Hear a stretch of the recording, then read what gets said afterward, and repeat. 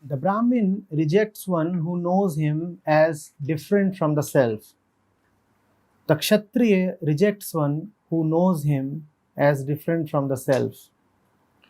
The worlds reject one who knows them as different from the self.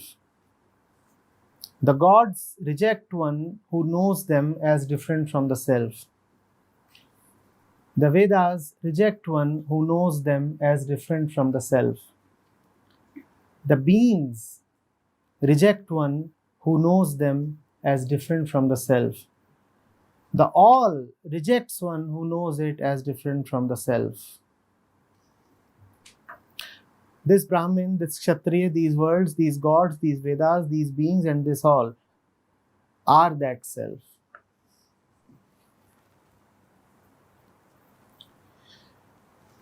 The Brahmin, the Kshatriya, the worlds, the Vedas, all the beings in the world, they all essentially represent the mind. All of them are images, appearances, objects in the mind. Yajnavalkya is saying, the worlds reject the one who takes the worlds as different from the self. Let's simplify it to just say that the world or the mind rejects the one who takes the world as the world and not something beyond it. If you take the world as the world, you will be rejected by the world and you will suffer in the world. And that is the reason, the only reason why anybody ever suffers. You take the world as the world. You do not take the world as a projection, as an image, as a forthcoming, as the leaves of something else. If you take the world as a reality in itself, you are mistaken and you will pay for your mistake.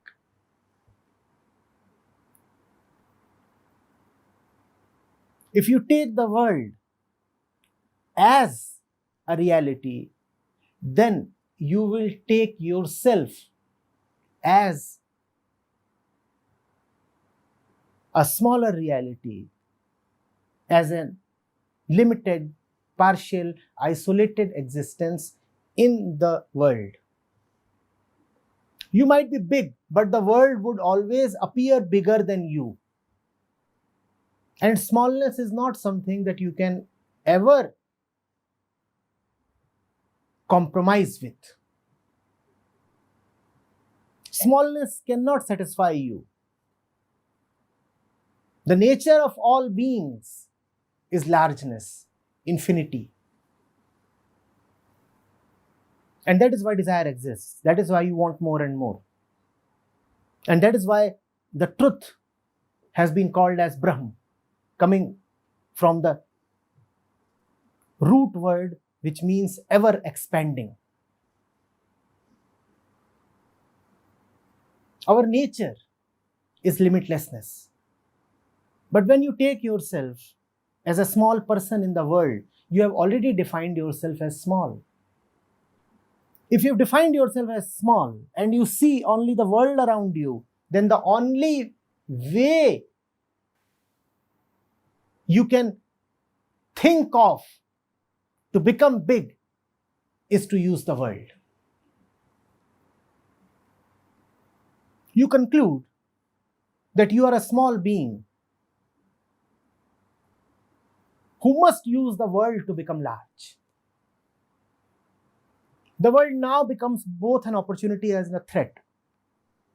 The world is now an enemy that wants to take away from you that which you already have, and the world is now an opportunity from which you can extract something that will make you bigger. And that is the life of the worldly man, a life of fear and greed. He lives in fear that that which he has will be taken away. And he lives in greed that there is so much lying outside of him available for exploitation and consumption. Both are suffering. Because that which you have is anyway going to be taken away. You are trying to protect that which does not belong to you. You are trying to hold on to that which you anyway do not own. It is certain that you will lose it. And you know that. And so you suffer. All your efforts towards securing who you are go waste. But you still keep trying. That is as tragic as it is foolish.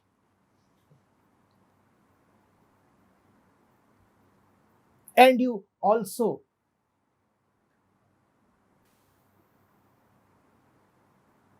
keep getting excited in ambition. The world is such a huge temptation. Why can't I get that? Why can't I get that? Yagyavalik is saying, if you take the world as real, all that you will get is suffering. Do not forget that that which you want from the world is not the world but satisfaction. You do not want a new car. You want peace through the car. And you have never bothered to examine whether the car coming from the world can ever give you peace. You do not want victories. You do not want achievements. You want a certain contentment through your achievement. And you have never bothered to inquire whether contentment can ever come through achievement. Take the world as real, and you have taken the keyhole as the house. How many of you would be comfortable sleeping in a keyhole? But that is what we want. Contentment through achievement. Achievement is so small, like a keyhole. And contentment is large, like a house. But you want achievement rather than contentment, thinking that achievement will give you contentment. Can the keyhole ever give you the house? You go to the keyhole and you get stuck there. It is so small, you cannot pass through it. Your achievements are going to be smaller than you because they are your achievements. If you are the man, your achievement will be the keyhole in front of the man. How will the man feel sleeping in the keyhole? How will the man feel even passing through the keyhole?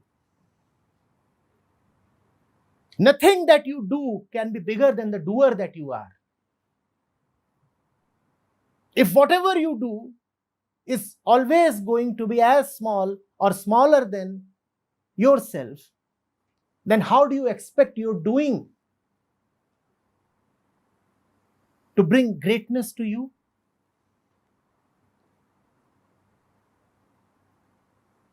Take the world as a source of contentment, and all you will get is suffering. Know what you want from the world, and you will have it without using the world. If you can know why the beauty and the prosperity of the world appeals to you, then the knowing itself is the beauty and the prosperity. If you do not know what you are seeking, then you keep running after something that you are not really seeking, and that is your punishment.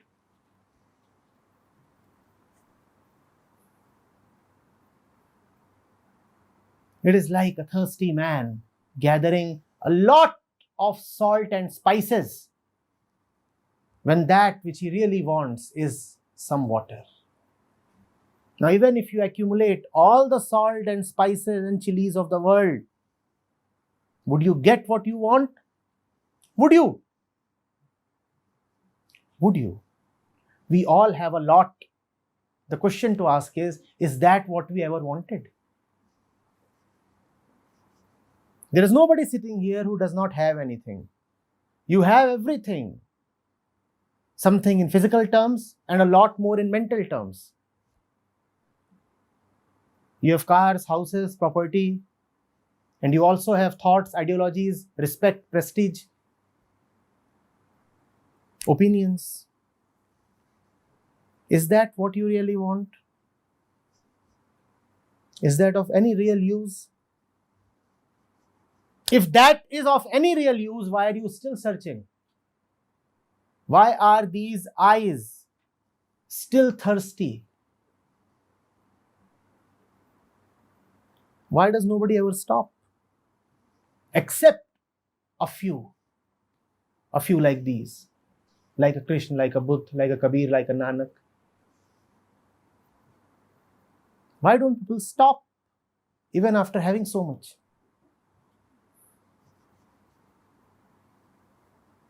Because what you have is not at all what you want. And remember that what you want is just that which you really are. Which means seeking is the only barrier against realization. Look for it and you have lost it. Because what you want is what you are. If your want is so immediate,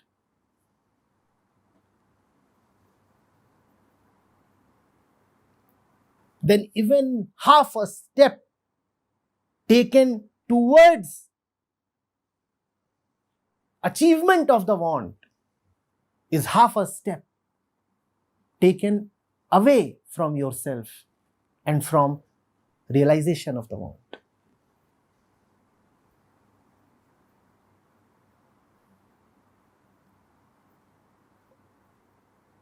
Are you getting it?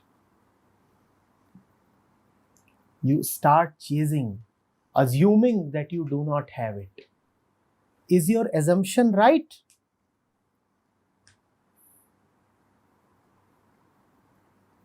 You look for completeness, assuming that there is something missing and incomplete about you. Are you really sure? Who told you that you are incomplete? Why do you carry this deserted look on your face? Who taught you to beg forlorn like a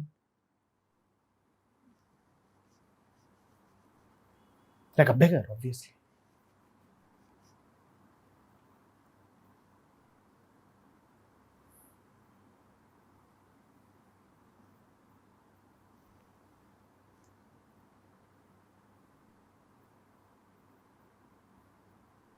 When Maitreyi is prepared to let go of the husband, that is the moment she becomes one with the husband. Till the time she keeps clutching and begging and weeping, the husband is lost upon her.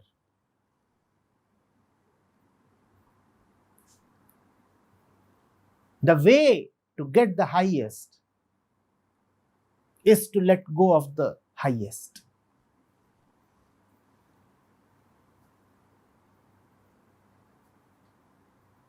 Let go of everything, including even the highest. Letting go of the highest is absolutely necessary, because anyway, everything that you aim is just a proxy for the highest.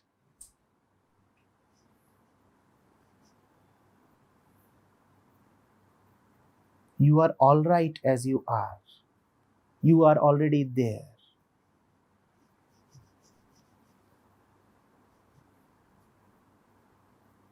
Drop all thoughts of incompleteness, and when you start dropping thoughts of incompleteness, you might be surprised seeing that all your thoughts are of incompleteness. You never think without thinking of something as important. Would you ever think if everything is not really important? Whenever you think, there is an object of thought, and that object, do you know, in your thought is the God object. Objectification of God is the only sin.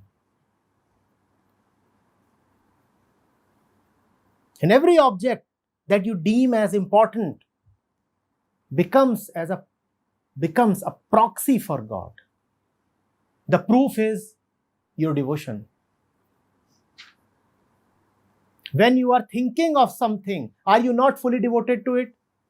Are you not so concentrated and focused? When you are thinking even of a morsel of food, is not that morsel the only object that clouds and dominates your mind? Do you see the status that you have given to food at that moment? What is the status?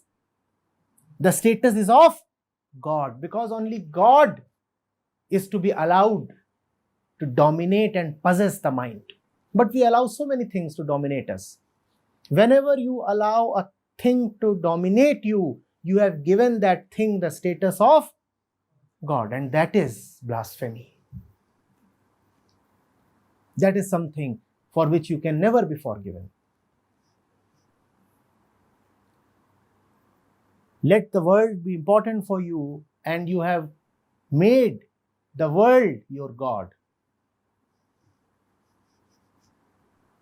You will be punished. And we are, in fact, punished.